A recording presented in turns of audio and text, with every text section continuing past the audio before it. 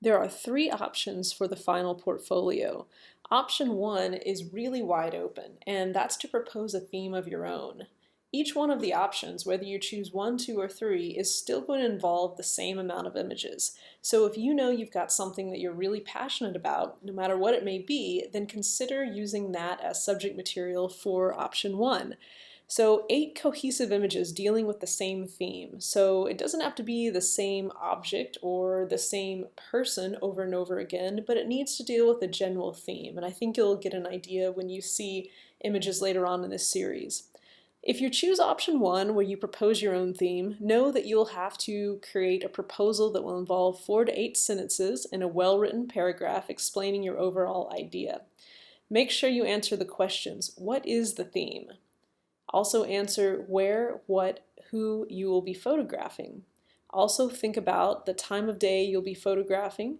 Consider what kind of lighting you'll need to make this happen, and answer the question if you'll need a tripod or other props and other physical objects.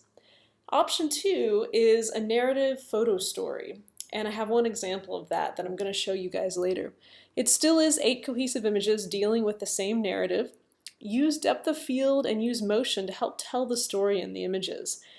Consider the purposeful, planned out composition and interesting angles within each image. Make sure that you submit not only a proposal of a written paragraph describing what your overall idea is, but also you'll need to submit a storyboard.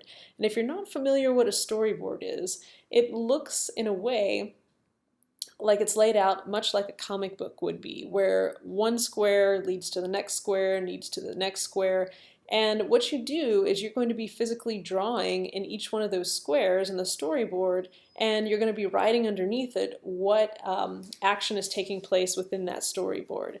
So if you don't know what that looks like and you haven't ever seen one, there are some fantastic templates online. All you need to do is just Google storyboard template and bring that up. I recommend in your notes that since you know you need 8 images and you know that's the final amount, then look for a storyboard template that has 8 squares. It's just a lot easier that way. So in addition to the storyboard for option 2, you're going to need to answer in 4 to 8 sentences what is the theme, what, who, and where you'll photograph. Also, what time of day are you going to photograph, and what kind of lighting you'll need to make this happen. And in addition, tripod, props, or any other objects.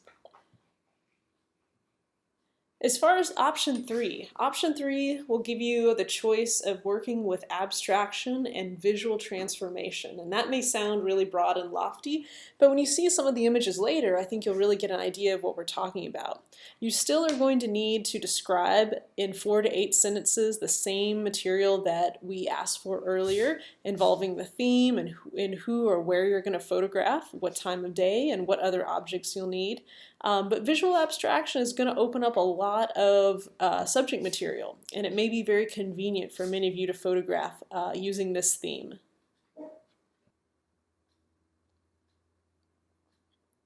All of the examples you're about to see are in black and white.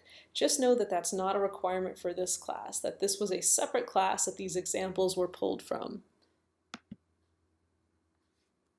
So in this first example, we're looking at a portfolio where hands are the theme. And through a series of unusual angles with unique perspectives, the photographer captures what hands in her family mean and the different tasks that they daily fulfill.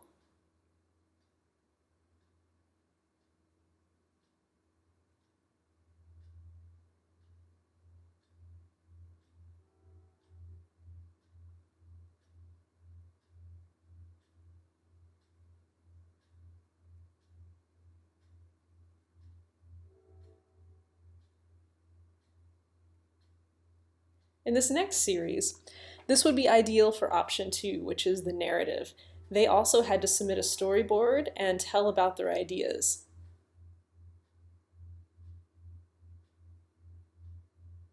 This is the narrative of a family argument that takes a turn for the weird.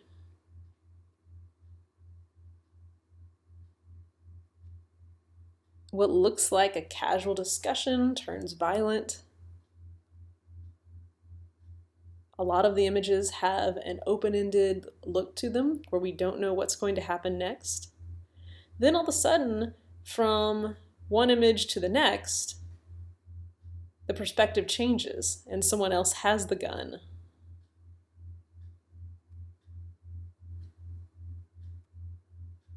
For option 3, if you're interested in abstraction, this is going to be a great way to experiment with it.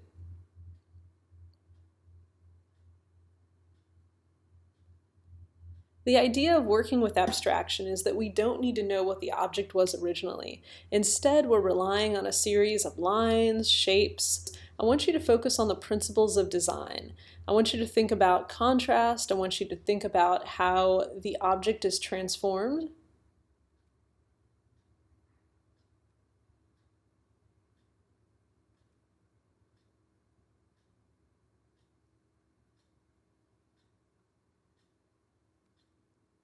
Here's another example of some abstract images. Notice how the repetition in circles or the repetition in shapes really helps to work with this project. Obviously, contrast plays a big role.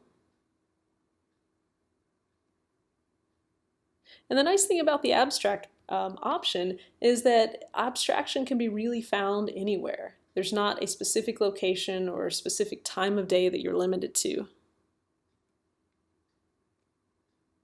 This next series really fits into option 1, which is choosing your own project.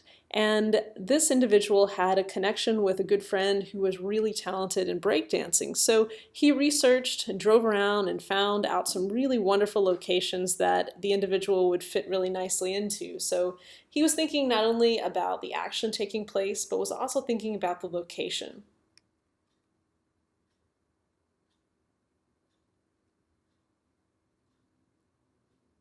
Notice how he fits his subject into these backgrounds, that it's not just about the subject or just about the background, that there's a really wonderful connection.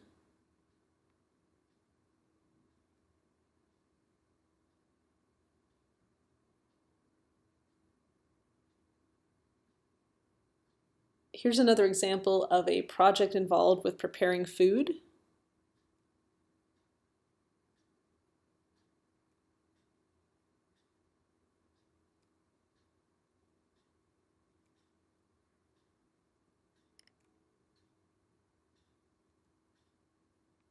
Notice the lighting, the composition, the focus. A lot of the action was captured just at the moment where it was most intriguing. Something would be up in the air, something would be frozen. In this project, the photographer really wanted to deal with the idea of media and the image of women that's portrayed.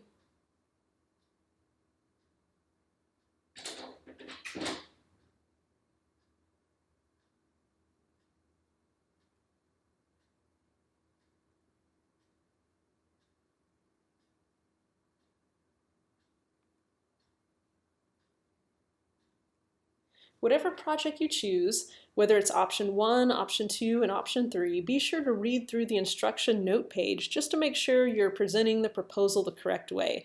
Remember, option 2 is going to require a storyboard, but option 1 and option 3 are open to just a paragraph. After you submit the proposal, you'll submit the first 4 images. We'll have a chance to review them and make changes, and then for the final project, you'll present all 8 images together and we'll have an online class discussion.